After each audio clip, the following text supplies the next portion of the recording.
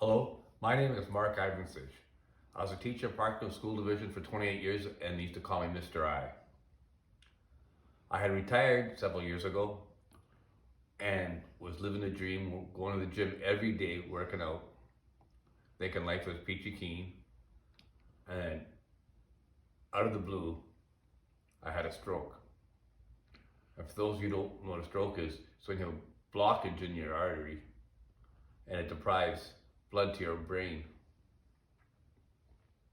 And it can lead to long-term damage. So going through this process, what I try to do to help me heal, because it wasn't just the physical, it was also the emotional recovery. Because think about it, just like that, all the things you love to do are taken away from you. And I was a very active type. So the one thing I did was I wrote a book and it's called At the Stroke of Midnight and I'm Still Here, Bamarama Slamma Jamma. Now this talks about my journey from basically being close to being on my deathbed to the highlight, which you can see in this picture, is a mountain trip I took. So,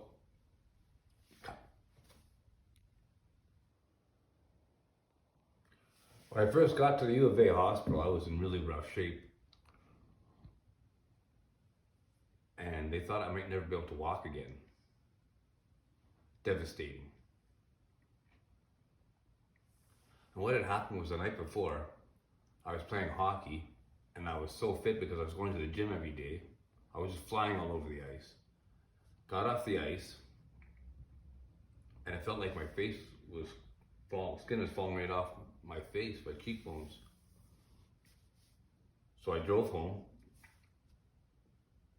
and I had a massive headache, but I thought because I was taking such good care of myself, I didn't smoke, I ate well, like I couldn't be having a stroke because I was too young. And I didn't want to wake my wife up because I played hockey till midnight and she had to go to work the next day. So I went down to the man cave, thought if I slept it off, everything would be fine. But sure enough, no, my wife came down to check on me in the morning and I was just a mess. Called the ambulance, they took me right to U of A. They did a procedure to unclog the clot. And then it was the arduous recovery tour.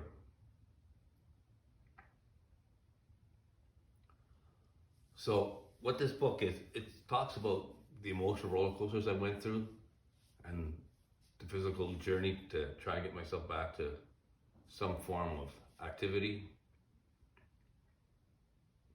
And it's also a show of respect and appreciation for all the people that stepped up for me. I had so many friends that came to visit, hockey guys, former students, family. And it just goes to show that when someone is down and out, how the simplest gesture can make such a positive difference. And I also have to give a lot of credit, and I do in the book, to the nursing staff, my therapists, because like I said, they thought I'd never walk again. Check this out, look at that. Squats, boom. One-legged, this was the bad leg. One-legged squat, there you go. Now my left arm is still pretty useless, but that's for now. I'm gonna get that back too.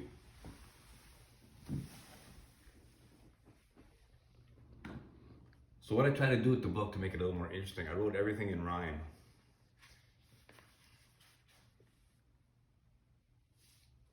I go to my first therapy session and they want me to stand. Squeeze your butt cheeks, they demand. I've got to get them to understand. I've been given laxatives, so trust me, I am.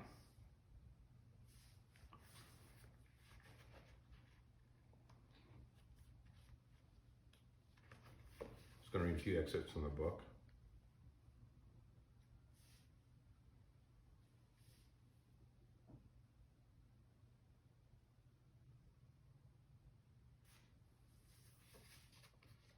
So one of the main focuses of this book is based on this picture. You can see me on a mountain ridge. I used to take, for 15 years, I would take grade 9s up to the top of this mountain ridge. It was part of this life skills class I used to teach. And it was just an activity showing teamwork and camaraderie. So I was a very avid person for climbing in the mountains, scrambling, rock climbing, alpine climbing, ice climbing.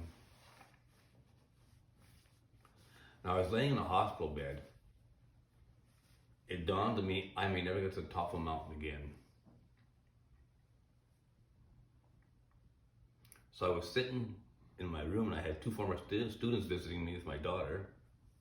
My daughter and I started talking. I had just started walking again. And I thought if I could walk, I could get to the top of this ridge again. So I told my daughter I was going to do it. And those two young men overheard it and they're like, we're coming too. So they wanted to make it a big deal. So as you can see, there were 30 of us who ascended to the top of this peak. And I've done it again since.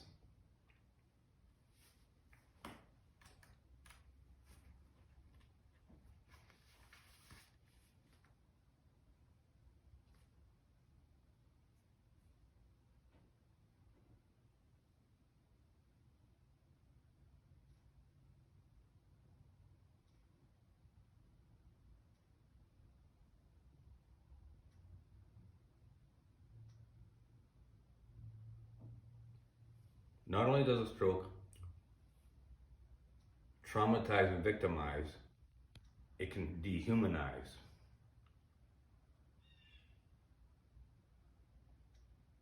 Because the simplest of tasks, for assistance I must ask, and my frustration I must mask.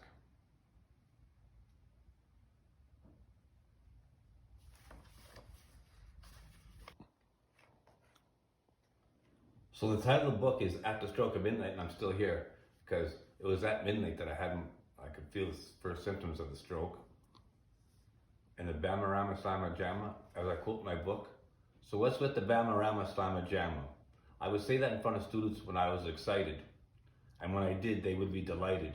So that's all it took to get it ignited. And here's the thing. I was known as Mr. I, and I was known for my enthusiasm and energy. And when I had my stroke, all that got sucked out of me. And I felt like I had died.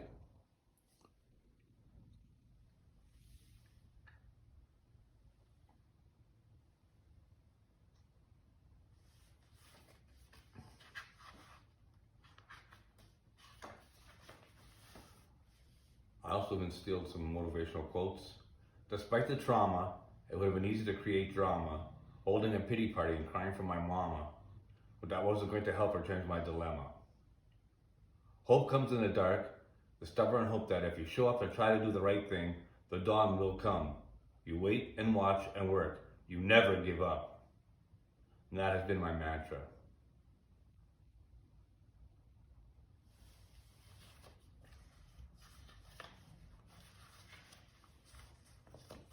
I've tried to instill some humor in the book as well.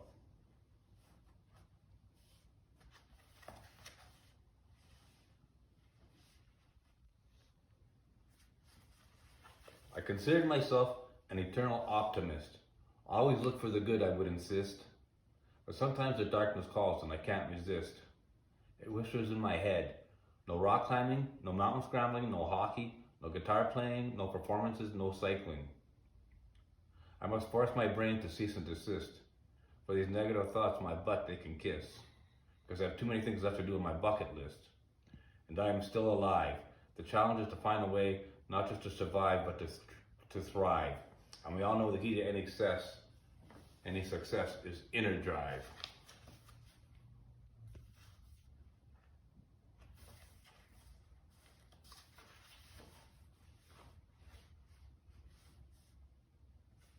I used to do bullying prevention performances for junior high schools, and a big component of that was my guitar. Of course, right now I can't play guitar, but I will again someday.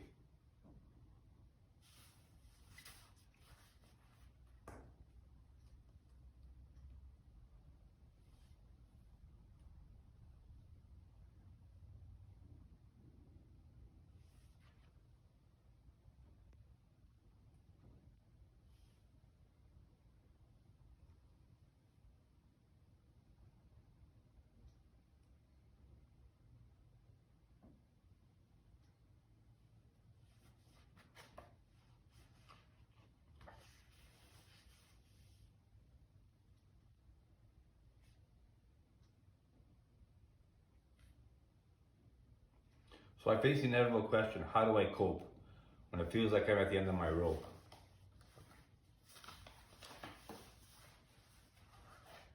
The answer is always the same, it's hope, even though I climb a slippery slope. This would be much easier to do if I could use my left hand.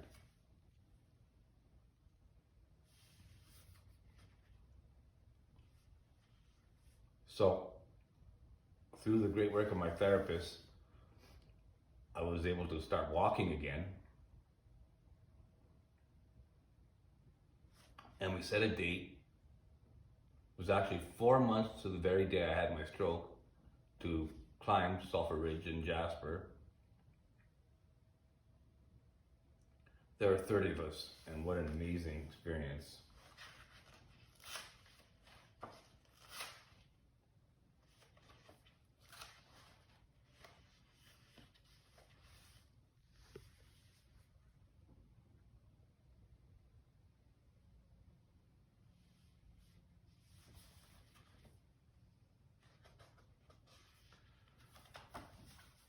And so I struggled up there, but I had the support of so many good people.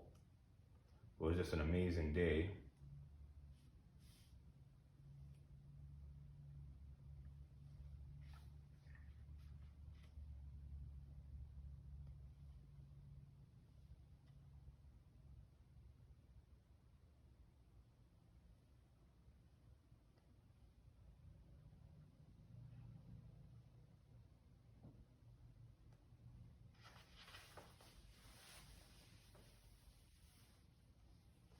The road, I called it the Road Recovery Tour because being a musician, I thought having something with tour at the end of it would make it a little more interesting.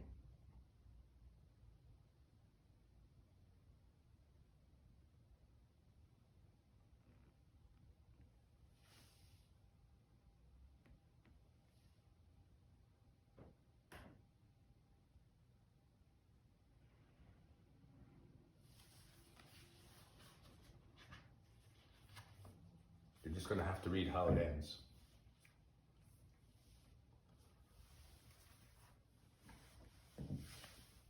So, in essence, what this book is, it's about a journey of hope, hopefully, for the reader. I had all these aspirations and dreams and passions, and just like that, they're taken away from me.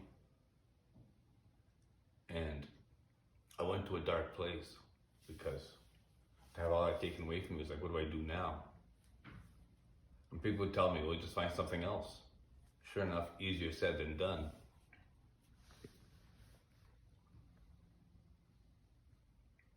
One thing is, when you go to a dark place, you do the thing that's the worst thing for you. You pull away, you don't want to interact with people. And that's what I was doing. And then I decided to start going back to the gym. Even though I felt like a freak because I don't walk normally. Can't move my arm. But I'm coming back.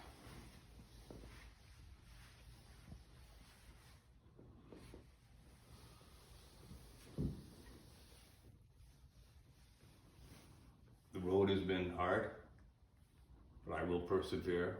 Just like what you're going through, you will persevere. For example, this summer, I've been on top of 4 different summits. And all we could do is live in the moment and make positives each single day.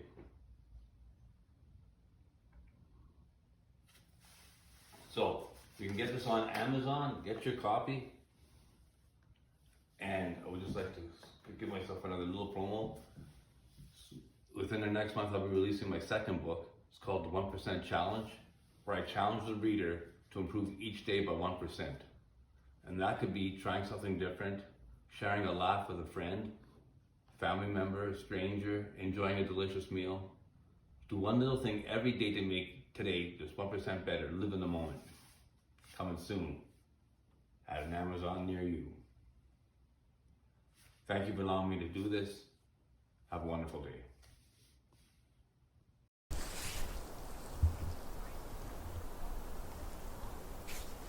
Hello friends, this beautiful rock behind me is Mount Edith Cavell. A little over a decade ago, I actually climbed that. You can see the route, this is the east side. But since that time, I've had a stroke, so even considering that is a no possibility. And in fact, there's a chance I'll never be able to climb it again. To that I'll say two things. Number one, I wouldn't bet against me. And two, in life, it's not what you focus, what you can't do. You gotta focus on what you can do. And what I can do is this. Check out this view.